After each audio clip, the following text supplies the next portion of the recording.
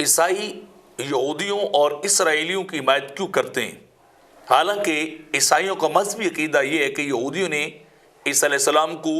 سولی پہ لٹکایا، انہیں قتل کیا، لیکن اس کے باوجود آج اسرائیل کے قیام میں، ہیکل سلیمانی کی تعمیر میں سب سے زیادہ تعاون اور فنڈ جو ہے وہ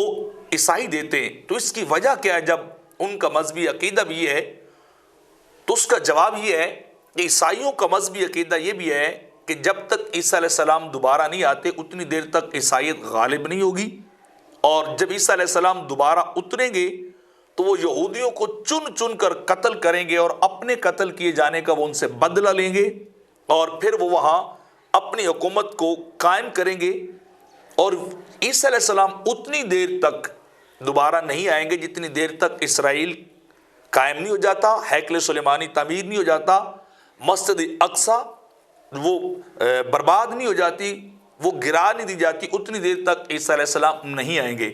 تو عیسائی حقیقت میں ان کے ساتھ تعاون نہیں کر رہے، بلکہ کیا ہے، وہ تو عیسیٰ علیہ السلام کے دوبارہ آنے کے اسباب کو پیدا کر رہے ہیں۔ حالانکہ قرآن بھی کہتا ہے یہودی اور عیسائی ایک دوسرے کے بڑے مخالف ہیں، اور حقیقت بھی ایسے ہے کہ مذہبی طور پر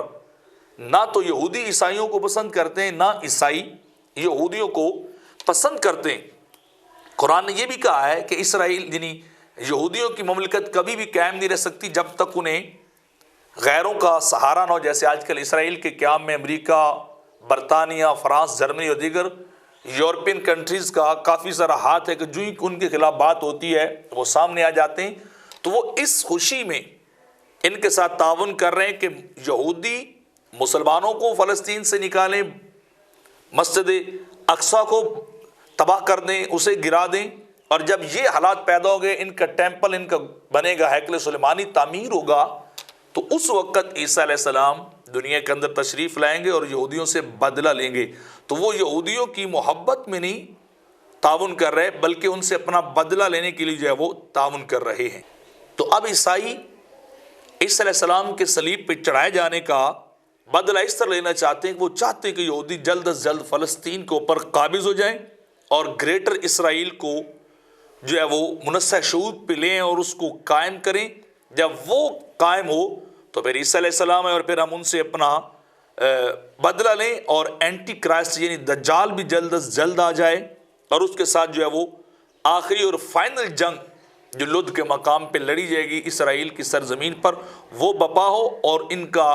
اینٹی کرائسٹ یعنی دجال جو ہے وہ عیسیٰ علیہ السلام کے ہاتھوں قتل ہو۔ حالانکہ ایک دوسرے کی مخالفت میں ان کے بارے میں قرآن بھی کہتا ہے، یہودی کہتے ہیں عیسائیوں کا دین کوئی نہیں، عیسائی کہتے ہیں یہودیوں کا دین جو ہے کوئی نہیں ہے۔ تو یہ ایک دوسرے کے دوست نہیں ہیں بلکہ دشمن ہیں، اور دونوں مل کے اس اپنی اپنی خواہش کو تکمیل تک پہنچانے کے لیے یہ مسلمانوں کا قتل عام کر رہے ہیں اور مسلمانوں کو فلسطین سے بے دخل کر رہے ہیں۔